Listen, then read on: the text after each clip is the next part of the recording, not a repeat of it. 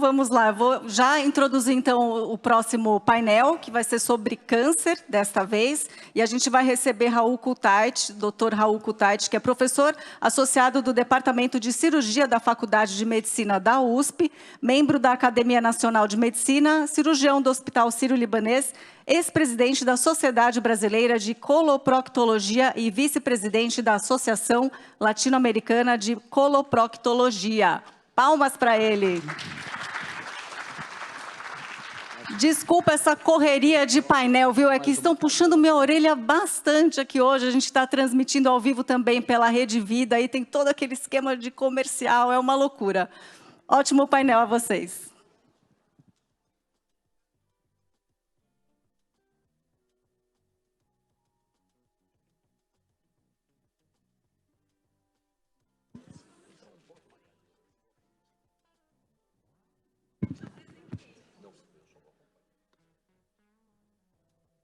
Perdão, não estava aqui na minha colinha, não apresentei, então vai bater um papo com ele, vai mediar esse painel?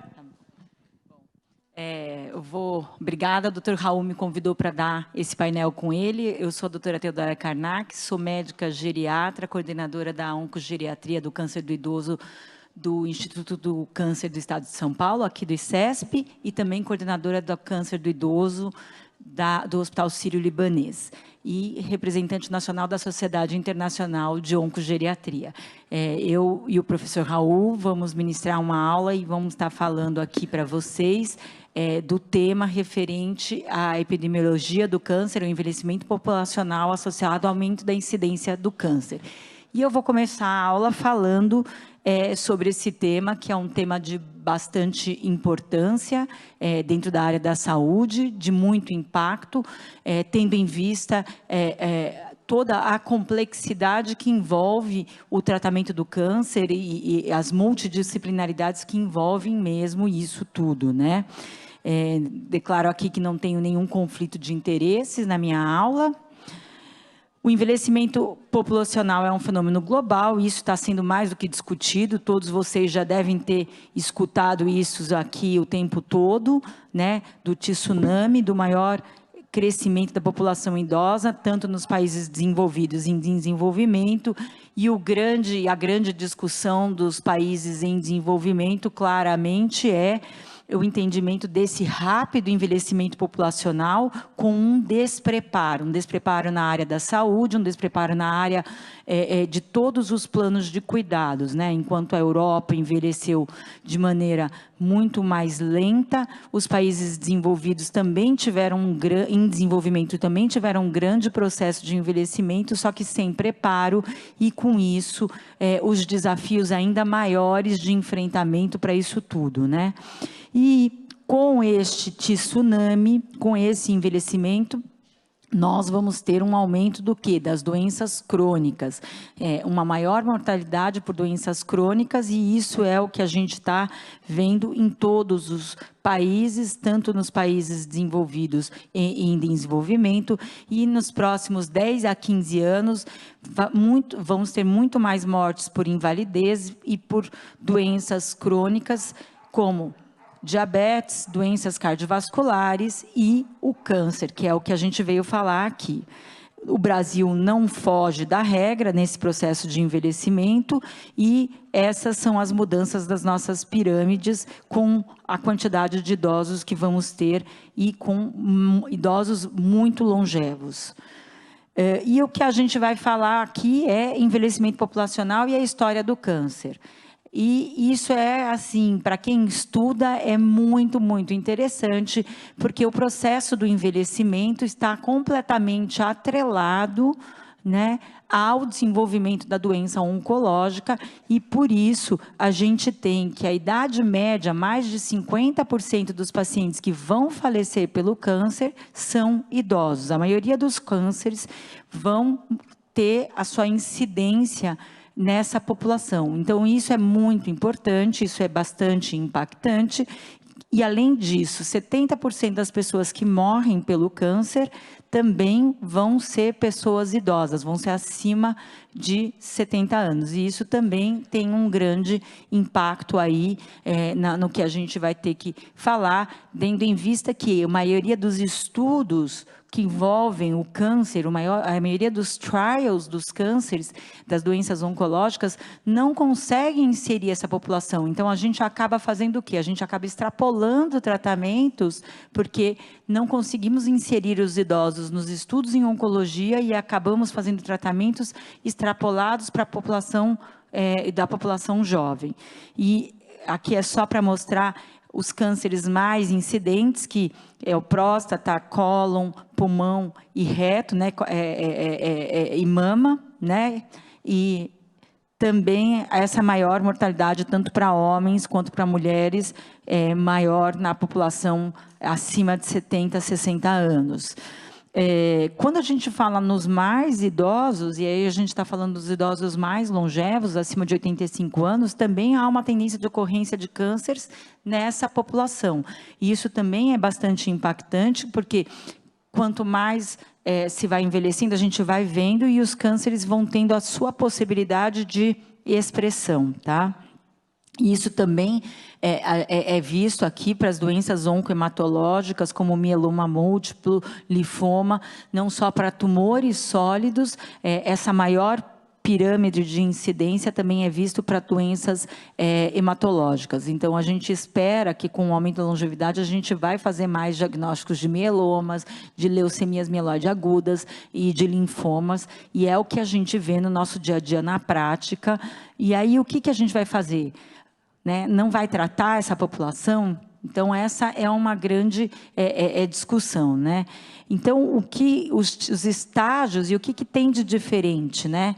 Os pacientes mais idosos têm menor chance de serem diagnosticados em estágios menos avançados, em parte, e é o que o Dr. Raul vai falar, porque há uma falha, muitas vezes, no rastreamento e a tomada de decisão, até quando eu rastreio ou não a população idosa, e tem 2 a 4 vezes maior probabilidade de não ter informações de estadiamento. A gente não tem nem dados de estadiamento dessa população acima de 85 anos. Então, muitas vezes, então, a gente está vendo que essa população nem é, talvez, feito um diagnóstico precoce, como é feita uma avaliação mais específica para poder minimamente propor que tipo de tratamento a gente vai fazer, né? Então, tem menor probabilidade de receber tratamento cirúrgico do que aqueles com idade entre 64 e 85. Então, os mais idosos acima de 85 anos, muitas vezes não é nem proposto um tratamento cirúrgico, porque, olha, não, esse idoso a gente não vai fazer nada, não vamos propor nada. E a diferença mais marcante é observada principalmente em câncer de mama, e também não apenas é menos propenso de receber cirurgia, mas muitas vezes de receber quase nenhum tratamento. Então, isso é bastante impactante para todos os tipos de cânceres, principalmente quando a gente fala da população acima de 85 anos. Lá dentro do Instituto do Câncer, a gente tem um ambulatório de cirurgia pré-operatório acima de 80 anos. Hoje a gente tem mais de 3 mil idosos que foram operados por cirurgia oncológica, e a mortalidade em 1 mês e 2 meses desses idosos é abaixo de 5%, ou seja, é possível tratar essa população desde que a gente faça um tratamento com segurança. Então, isso é bastante interessante, e quando a gente olha esses dados, a gente vê o quanto ainda a gente tem que trabalhar em cima de conhecimento para poder cuidar melhor dos nossos idosos, né? As taxas de mortalidade dos idosos, elas têm caído pelas doenças cardiovasculares, no entanto, a taxa de mortalidade por doenças oncológicas ainda é tão estáveis. No Brasil, a gente também, como nos países desenvolvidos, tem esse aumento da incidência do câncer atrelado ao processo do envelhecimento. Aqui são dados da minha tese de doutorado e também dados publicados internacionais que mostram isso. E por que o idoso tem mais câncer? Porque há um acúmulo de mutações ao longo de uma vida útil e prolongada, com redução de mecanismos de proteção ao longo da vida, né? há uma associação do envelhecimento com a imunossupressão e há um ambiente de tecidos que vão protomorogênicos, que vão favorecer que o envelhecimento esteja atrelado às doenças oncológicas, né? E qual seria, então, o impacto do envelhecimento no câncer? Quando eu faço um diagnóstico num indivíduo jovem, ele tem uma doença, né? Ele vai ter uma hipertensão, um indivíduo de 40 anos, ele vai tomar um remédio. Quando eu faço o diagnóstico de câncer no indivíduo acima de 65 anos, de 70 anos, ele provavelmente tem 3, 4 comorbidades, toma 5 ou mais medicações. Então, isso muda completamente no meu planejamento terapêutico. Então, há uma coexistência de múltiplas doenças e uma alteração significativa de funcionalidade, e muitas vezes outras doenças, eu brinco, às vezes é melhor eu fazer um diagnóstico de um câncer de mama do que diagnosticar uma diabetes grave num paciente, porque o câncer de mama eu vou tratar e vou curar esse paciente, e a diabetes vai ficar lá. Mas o impacto do diagnóstico do câncer é muito grande. E o que a gente tem que entender? Que o idoso ele é heterogêneo, eu tenho que entender quem é a biografia e a biologia desse idoso, e também tenho que entender que o câncer é uma doença heterogênea. Às vezes a gente coloca todo o câncer como a mesma doença, e o mesmo câncer de mama, hormônio positivo, né, ele vai ter características bastante distintas. Então, eu tenho que entender de que câncer eu estou falando. Fazer um diagnóstico de um câncer de mama é muito diferente de fazer um diagnóstico de um câncer de pâncreas do que fazer um diagnóstico de um câncer de pele. Então, eu tenho que saber de que câncer que eu estou falando e em que momento eu estou fazendo esse diagnóstico. E aí, fazer a pergunta, esse paciente vai viver o bastante para sofrer as consequências do câncer? E qual que são os tratamentos propostos? Outra pergunta que é muito relevante, aonde eu estou? Quais são as possibilidades de tratamento que eu vou dar para esse paciente? Para não gerar expectativas erradas. Então, é importante que a gente entenda o local que a gente está, quem é esse idoso, de que câncer eu estou falando, e aí, em cima de todos esses conhecimentos, a gente poder propor um tratamento. E aqui eu não tenho dúvida que todos vocês, e a gente vai falar de que idoso eu vou falar, esse idoso aqui é um idoso que está correndo, que é fit, que eu não vou deixar de propor o melhor tratamento, ou o tratamento mais agressivo. E essa idosa que está aqui numa cadeira de roda é frágil, e que se eu propor um tratamento agressivo, talvez eu vou fazer mais mal do que bem para ela. A gente tem que entender o conceito de que idade cronológica é diferente de funcional. E essa é a grande papel da geriatria nesse lugar, porque esses idosos dos extremos, todo mundo sabe responder, mas o idoso do nosso dia a dia, que chega com uma bengala, que chega com uma filha na consulta, que todo mundo fala que não tem queixa de memória, não, é ótimo, mas na hora que você vai rever as medicações, na hora que você vai conversar exatamente como é que ela vai fazer o planejamento, você começa a identificar as fragilidades que não foram vistas. Então, esses idosos do nosso dia a dia, que são o nosso desafio, que vão pegar, a gente vai propor o tratamento, vai cair, vai fraturar o colo do fêmur, ou que está tomando um monte de medicação com interação medicamentosa. Esses idosos que não são os nossos extremos, esses idosos que a gente tem que avaliar adequadamente, entender, para poder ofertar o melhor tratamento. Então, o câncer no idoso realmente é um envelhecimento, é um desafio atrelado a um envelhecimento como um processo heterogêneo, para tentar entender as prioridades diferentes, de manejo complexo, porque isso vai envolver um alto impacto socioeconômico, atrelado a políticas públicas, no entendimento da polifarmácia, multimorbidades, a exclusão dos idosos nos estudos clínicos, poucos dados epidemiológicos, como a gente acaba mostrando, né? E o tratamento oncológico de alta complexidade, né? Então, hoje a medicina ela vai estar tendo um desenvolvimento centrado no tumor e focada também, centrada no entendimento de quem é esse paciente. Eu costumo dizer que é muito importante que a gente entenda de que câncer eu estou falando, de toda a biologia do câncer, e a gente tem que entender de quem é esse idoso. Todos esses conhecimentos são importantes e envolve um desafio enorme para todo mundo que trabalha dentro dessa área. Então, Então, câncer no idoso é uma equação de uma população e uma doença heterogênea de múltiplos fenótipos e aí genótipos que vão requerer o conhecimento específico de suas áreas, da oncologia, da cirurgia, da radioterapia e da geriatria. Agradeço imensamente aí o convite do Dr. Raul para estar aqui dando essa aula com vocês e passo a palavra a ele, que vai falar para vocês sobre rastreamento. Obrigada. Espera aí, Raul.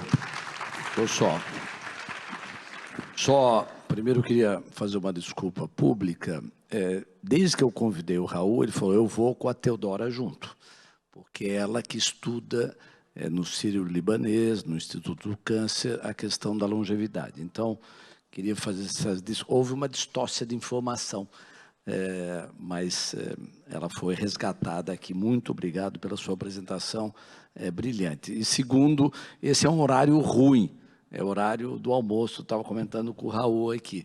Então, o pessoal se movimenta por aí. Mas nós estamos tendo a transmissão direta em canal aberto pela Rede Vida de televisão e pelo YouTube. E as nossas informações é que a audiência está muito boa. Então, independente da ainda pequena presença aqui no auditório, nós temos muita gente assistindo. Raul, com a palavra.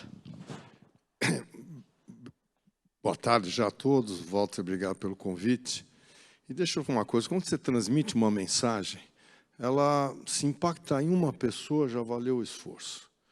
Então, o que a doutora Teodora e eu estamos trazendo são algumas informações para ajudá-los a pensar. Eu estou vendo aqui na plateia quase todo mundo muito jovem. Seguramente tem os pais para se preocupar com eles, né, que estão na faixa daqueles que nós estamos hoje falando a respeito. Duas coisas importantes que a doutora Teodora falou. Primeiro, é que muita coisa está se aprendendo em relação aos tumores, muitas novidades em termos de tratamento, muitas delas muito agressivas, muitas delas fazendo os tratamentos serem menos agressivos, mas tudo isso se adaptando às condições de um paciente. Aquele antepenúltimo slide dela é bárbaro, todo mundo devia pendurar na parede, porque mostra o quanto que se trabalha em laboratório, em pesquisa, para entender o que está acontecendo e como que isso tem que ser aplicado para as pessoas dentro do seu ambiente, né? A diferença, ou a diferenciação entre o idoso da idade e o frágil é uma coisa fundamental, como foi bem mostrado, né? E, finalmente, um outro aspecto que ela falou é a expectativa. A pior coisa, a gente vive isso, Walter, é você gerar a expectativa que a pessoa precisa ganhar um tipo de tratamento e ela não consegue. Não consegue porque não tem dinheiro, não consegue porque não tem quem ajude, não consegue porque as condições dela pessoais não permitem. Então, essa frustração é muito grande. Então, nós médicos, quando estamos com os nossos pacientes, nós temos que tentar sentir e medir tudo que se fala, que se propõe, para que o sentimento de frustração não seja superior ao sentimento de vontade de brigar contra a doença, né? Eu vou falar um pouquinho sobre um tópico que é complementar ao que a doutora Teodora nos trouxe, que é, bom, vale a pena falar em rastrear câncer para pessoas de mais idade? Já estão mais no fim da vida. Quanto no fim da vida, afinal? Muito pouco, né? Será que vale a pena ir atrás? Então, eu vou mostrar alguns poucos diapositivos para mostrar para vocês que sim, vale a pena. Muda o slide aqui.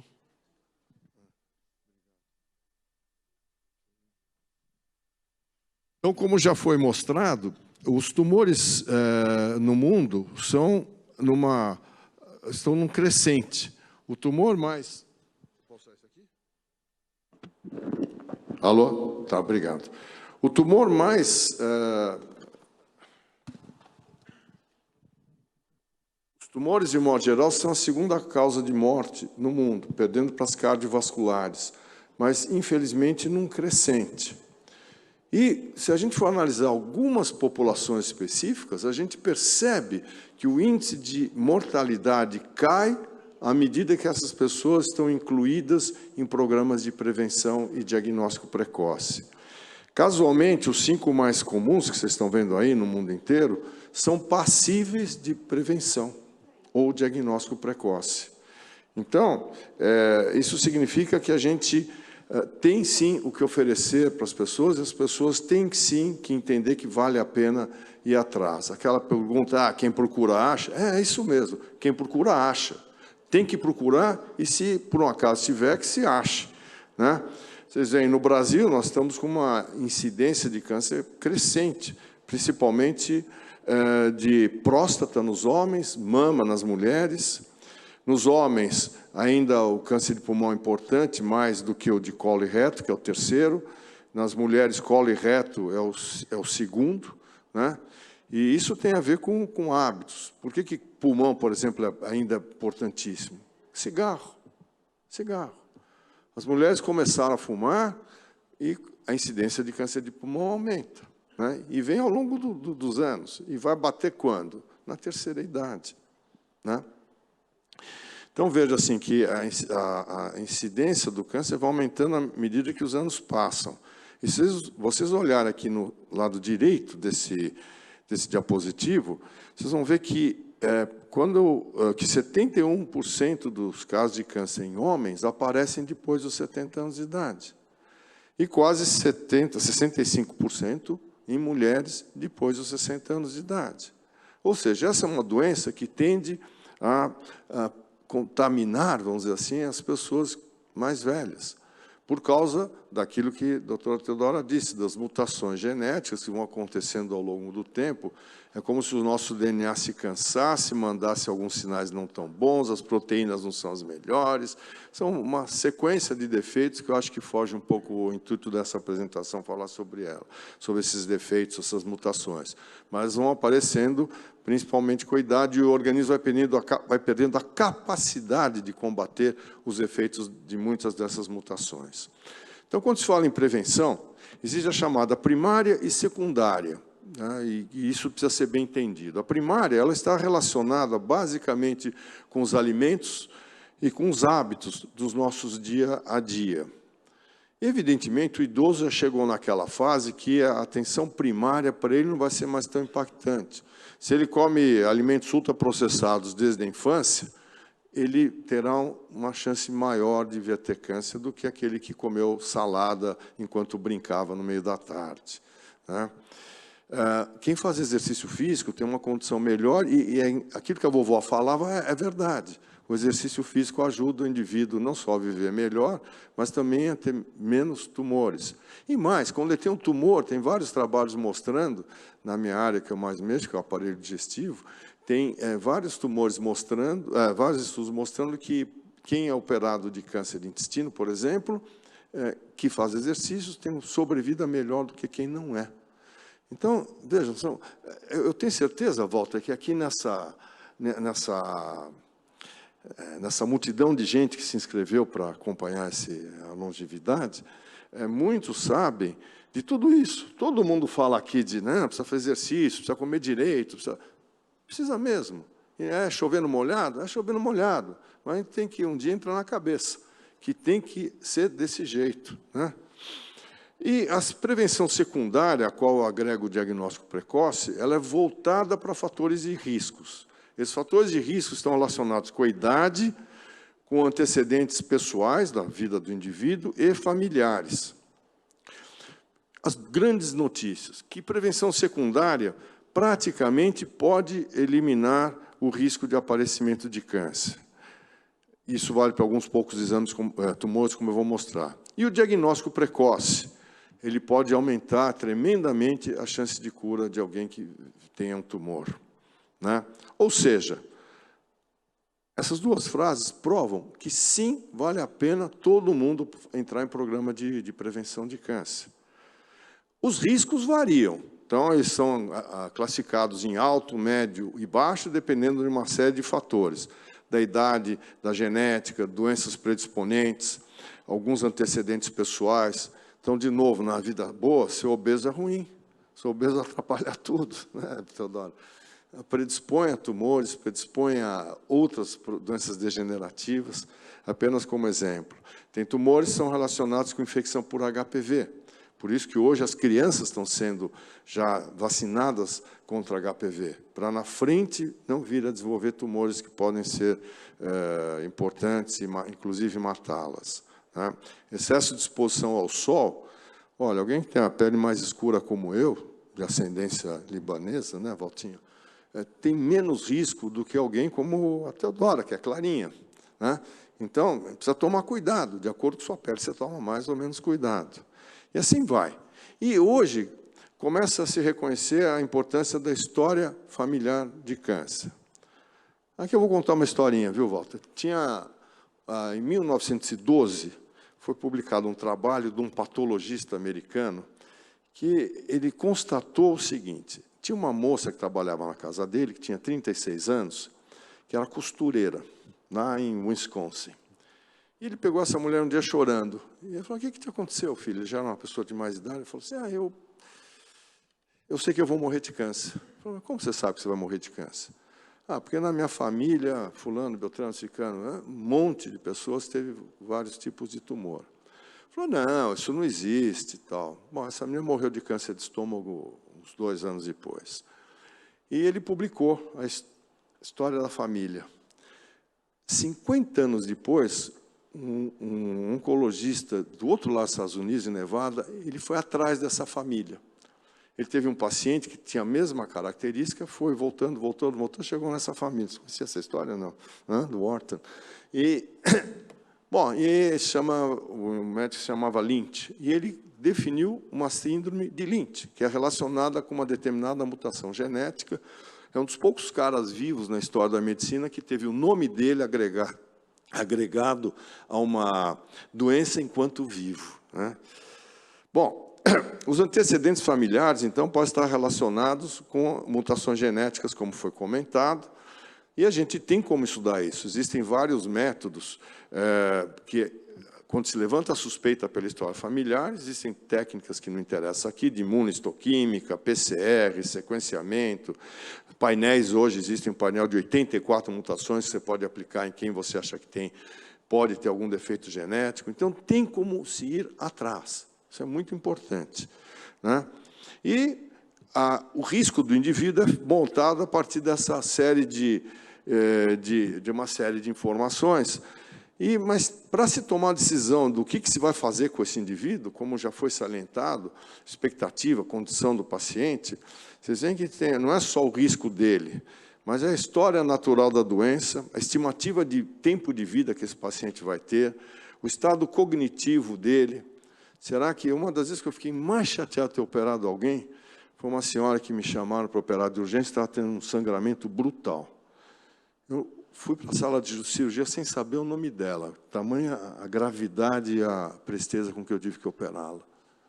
Depois, saiu, ficou viva. É aí que eu acho que eu fiquei um pouco triste, porque era uma senhora tinha quase 90 anos, um Alzheimer que não contactava mais há 10 anos. Eu pensei: puxa, será que eu deveria ter operado? Se eu tivesse todas as informações, talvez eu devesse ter proposto para a família deixá-la descansar e não salvá-la, né? Mas esse é um conflito ético que também foge do tema de hoje. Mas para mostrar que tem situações que a gente fica mesmo na encruzilhada como médico, né? As comorbidades podem fazer com que a gente nem procure fazer um diagnóstico de prevenção de câncer, porque não vai adiantar nada. Né? Se pegar uma senhora de 96 anos, frágil, fizer um diagnóstico de um tumor de estômago, de intestino, não vai aguentar uma cirurgia grande. Então, a gente sempre precisa pensar nessas coisas. Tem gente que não tem como se segurar. Nem todo mundo tem a felicidade de ter uma família que possa dar suporte. Então, isso também interfere muito, né? E levar em conta a vontade do paciente. Então, eu vou extrapolar 2 minutos do meu tempo para dizer que existem outras boas notícias. Então, os programas de prevenção e diagnóstico precoce para os tumores mais frequentes existem e são eficazes. Né? Quando a gente fala em prevenção secundária, está falando de colo e reto, colo de útero, diagnóstico precoce, próstata, mama e pulmões. Então, veja, o colo e reto. Hoje, indica-se colonoscopia a intervalos de 5 a 10 anos para todo mundo que tem mais de 45 anos de idade. Por quê? Porque aumentaram os casos. Né? Colo de útero, as mulheres têm que fazer colposcopia, exame de Papa Nicolau até 65 anos. Esses são dados de vários guidelines, que a gente chama, que estão aí no meio da literatura médica, com algumas pequenas variações. Né? Se o paciente for portador de HIV, ela tem que fazer Papa Nicolau até o fim da vida, por exemplo. Próstata, depois dos 45 anos de idade, tem que passar pela ladainha, toque retal, que todo mundo detesta, dosar PSA, ultrassom de próstata. Mama, depois dos 40 anos, outros guidelines falam em 50, cada 2 anos, fazer mamografia até 74 anos de idade. Por que 74? Porque os estudos mostram 74, talvez não seja isso, talvez 70 seja bom, 80 seja melhor. Mas, enfim, são informações que vão sendo acumuladas ao longo do tempo. Quando necessário, a mamografia deixa alguma dúvida, você pode usar ultrassom, ressonância. Para pulmão, o que é fator de risco? É o cara que é fumante pesado, que fuma ao longo das décadas. E mesmo que ele pare de fumar, o processo de estimulação de aparecer o câncer continua. Então, não é porque ele fumou 20 anos, já parei há 10 anos, não vai acontecer mais nada. Ele pode vir a ter o câncer de pulmão. Então, ele é de grupo de risco. Né? Aí é um pouquinho mais difícil, porque você precisa fazer exames de imagens, que implicam em radiação. Ultimamente, se usa muito a tomografia de baixa intensidade, que é uma quantidade de radiação pequena, e o indivíduo pode fazer isso até em caráter anual. Né? Agora, elas não estão disponíveis, essas tomografias, em tudo que é canto. E o indivíduo tem que aceitar fazer, por exemplo, um simples raio-x, que tem mais radiação que a tomografia. Então, para finalizar as mensagens, câncer aparece principalmente na terceira idade. Os tumores mais frequentes, felizmente, podem ser evitados ou diagnosticados precocemente por meio de exames direcionados, fora a história clínica, que levam, então, em conta antecedentes pessoais e familiares. Os diagnósticos precoces são a chave para melhores tratamentos com mais chance de cura, melhor prognóstico. E aquela frase, não se tapa o sol com a peneira, que é do nosso ditado popular, ela pode ser reescrita, dizendo, façamos os exames que podem fazer para nós a diferença entre cura e não cura. E façamos isso, não só por nós, mas por nossas famílias. Porque cada vez mais se estabelece relações entre o tumor que aparece no indivíduo e que pode vir a aparecer nos seus filhos. Então, nós não podemos ser egoístas quando estamos na terceira idade e pensar na gente e na nossa família. Obrigado pela atenção.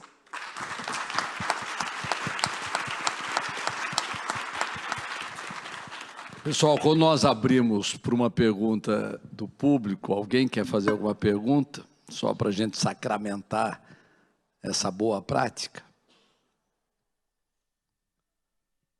Microfone. Bom dia. Vamos ter 2 perguntas. O tempo já explodiu? Não. Estamos... ótimo, estamos bem. Pois não. Bom dia. Eu gostaria de fazer uma pergunta aos palestrantes de fundamental importância. Eu trabalho na área de saúde e eu vejo uma crescente também muito grande nas estatísticas de câncer de mama em homens, que é de grande desconhecimento da maioria. Tá?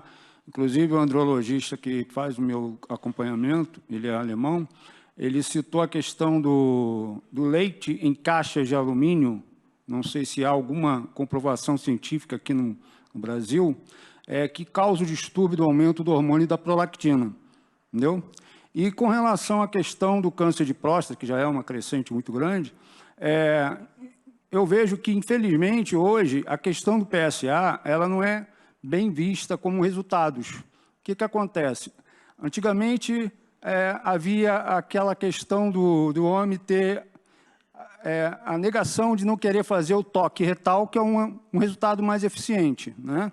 E hoje é o contrário, eu vejo a questão dos urologistas se negarem a isso, até a pedido, né? Como chegando aí o mês de Novembro Azul, é uma coisa que poderia ser mais assim divulgada com relação a essa questão. A dúvida é a questão do toque retal ou o PSA? Claro que o toque retal é mais efetivo.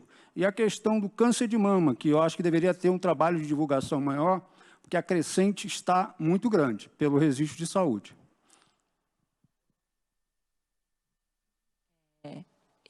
Com relação ao câncer de mama, realmente há um aumento da incidência do câncer de mama no homem, mas é só para rapidamente trazer para vocês o rastreamento, programas de rastreamento público.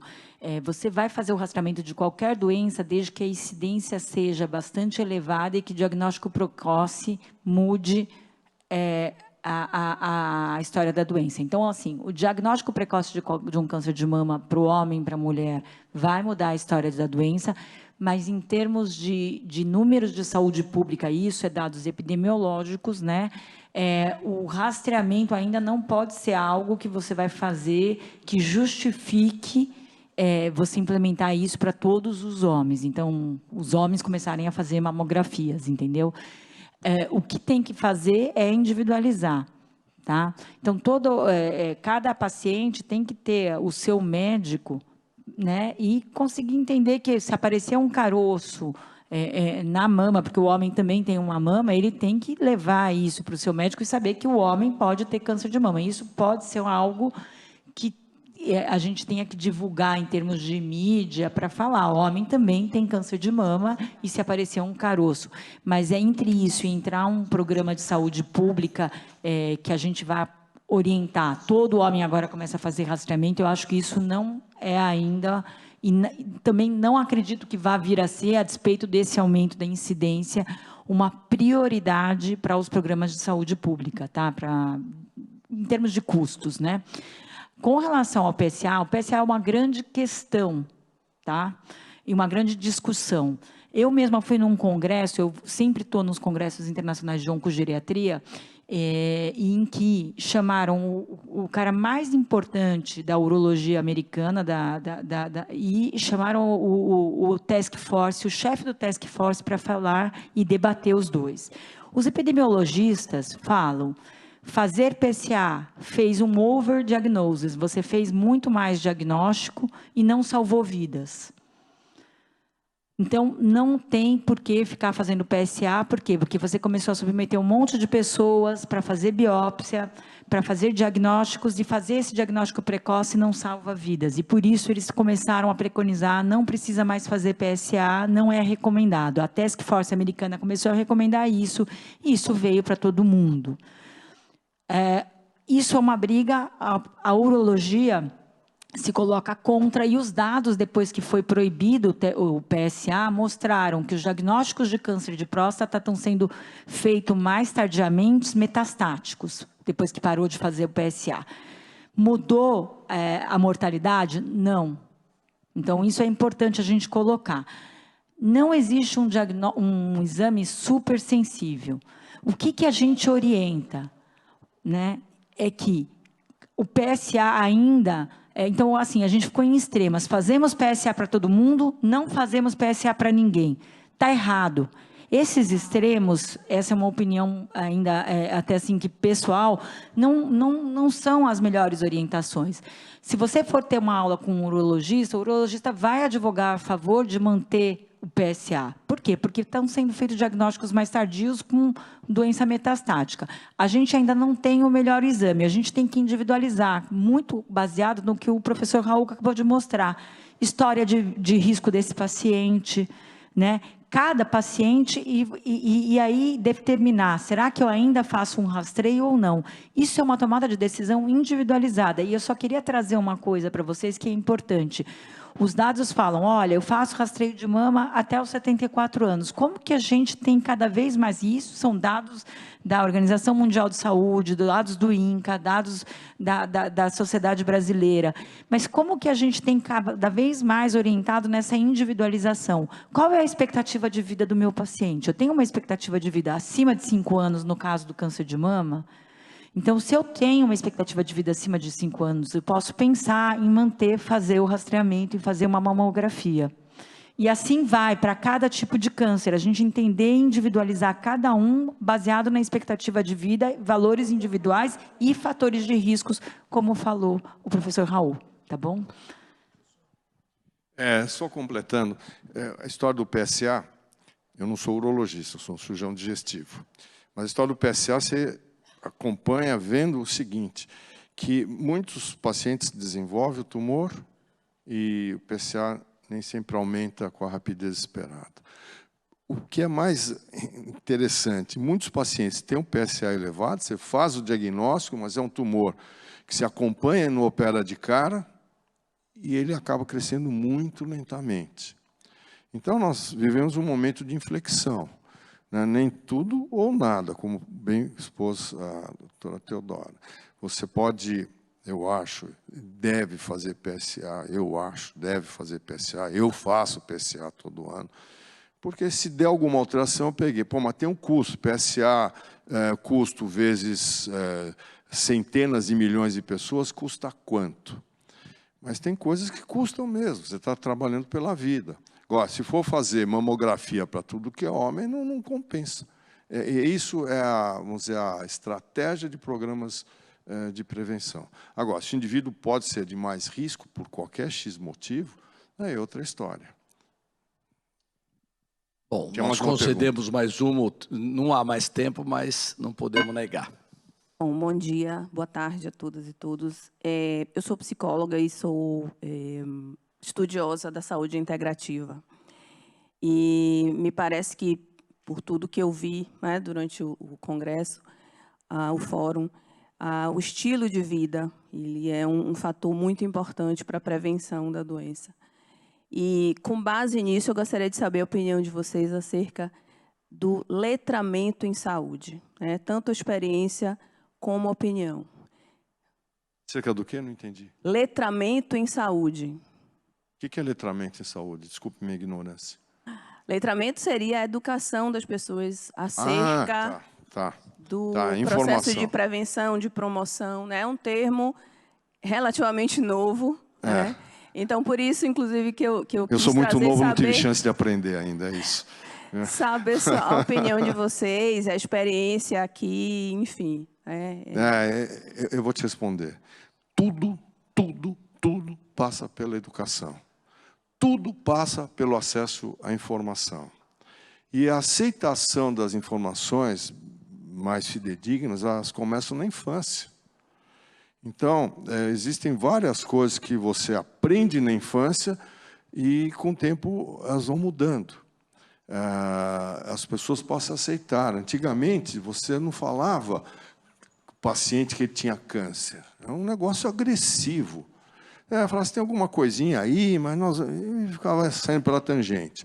As famílias chegavam e falavam assim, olha, não conta para minha mãe que ela tem um câncer, não fala para o meu pai que ele tem um câncer. Esse é o comportamento de uns 30 anos atrás. Aí tem um fato no nosso meio que eu acho que foi um divisor de águas. Foi quando o Mário Covas teve o câncer de bexiga dele. E que eu vivi bastante, porque quando o tumor voltou, fui eu que o operei. O Mário Covas, eu fiquei muito impressionado pela maneira como ele falava da doença dele. Ele dava entrevistas coletivas, numa delas ele chorou, sabendo que ele tinha uma doença avançada, etc, etc. Então as pessoas estão perdendo um pouco o medo de falar de câncer, né? Outros dois grandes exemplos que eu dou, do Zé Alencar, o nosso vice-presidente, que eu operei umas 10 vezes de tumor, e ele saía do hospital, parava na porta para contar como é que foi. Eu tinha isso, eu tinha aquilo, fizeram isso, fizeram aquilo. De repente passou a ser algo mais dentro do vocabulário das pessoas. Eu lembro uma vez andando com ele no corredor, passou um senhor completamente amarelinho. Eu falei, sabe o que você olha e fala assim, esse paciente está com tumor de pâncreas, não há dúvida alguma. E ele falou assim para o Zé Alencar, presidente, olha, viu, o senhor é um exemplo para mim, me dá força. Né? Quer dizer, essa contaminação para o lado bom faz parte do desenvolvimento educacional.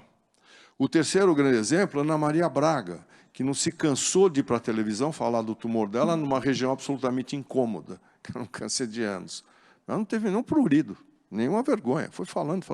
E isso foi gerando uma nova situação. Então, a educação passa, em parte, pelo que você está vendo em casa, em parte você tem na escola, e em parte pelo que a mídia te proporciona de informação. Mas, seguramente, olha, em 20 anos mudou bastante. Eu estou na trilha disso, mexo com isso há várias décadas. Nos últimos 20 anos, o relacionamento ficou melhor. E eu sempre falo para os meus pacientes, quando vem alguém e fala assim, não fala para ele que tem aquilo. Eu falo, olha, deixa eu dizer um negócio. Eu posso, talvez, omitir algumas coisas, mas nunca irei mentir. Porque a hora que eu mentir, o paciente vai perder o chão. Porque não vai acreditar nem mais no médico que está cuidando dele e não vai acreditar na família que está com ele. Então, a pior coisa para um paciente é não ter mais aquele apoio de credibilidade de quem dá suporte afetivo, emocional, financeiro, que é a família, e do médico que dá o suporte técnico, médico e afetivo também. Respondi? Muito bem, pessoal.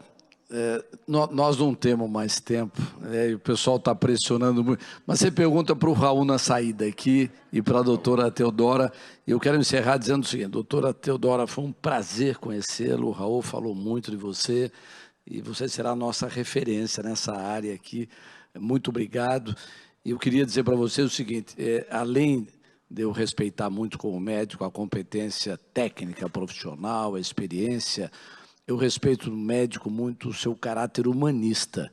Eu tenho duas grandes referências humanistas na medicina no Brasil, que é o Dr. Miguel Suruge e o Raul Kutait. E vocês devem ter visto aqui pela apresentação esse componente humano que o médico precisa ter. Muito obrigado aos dois. Walter. Muito obrigado, audiência. Muito obrigada. Realmente, curadoria da Longevidade Expo Mais Fórum está incrível, hein? Muito bom. Seguinte, então nós vamos agora para o intervalo aqui mesmo, no Centro de Convenções Rebouças. A gente dá uma pausinha para o almoço, enfim, para a gente dar uma esticadinha. E a gente vai voltar logo mais falando sobre revolução pet na longevidade. Vai falar aí sobre essa companhia que a gente tem em casa, né? É tão bom ter um bichinho. E vai falar também sobre os bichinhos quando ficam velhos. O que acontece, como que a gente vai cuidar, como que a gente vai lidar com essa situação. Lembrando que nós estamos aqui no Centro de Convenções Rebouças e também com transmissão pelo YouTube, no nosso site longevidade.com.br, vocês vão ter acesso a todos os conteúdos de 3 auditórios que tem aqui nesse centro. E também estamos ao vivo em clubes e shoppings de várias regiões do Brasil. Enfim, conteúdo é o que não falta e acesso ao conteúdo também. Voltamos já já.